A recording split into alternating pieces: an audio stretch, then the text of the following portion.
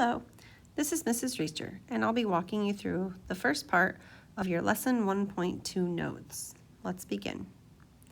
The first number in an expression or sum is where you start, and the second number is what you are adding, and sometimes subtracting, or the change. So when adding a positive number,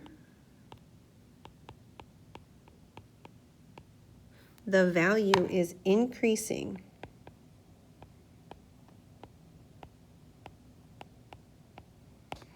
So on a number line, you will be moving to the right. So let's practice that below. So 8 plus 6, we're going to start with 8. And because we are increasing by a positive 6, we're going to move to the right 6 places. So 1, 2, 3, 4, 5, 6. And then here, we're starting with a negative 8. So again, I'm starting with a negative 8, but because I'm adding a positive 6, I'm going to move to the right 6 places.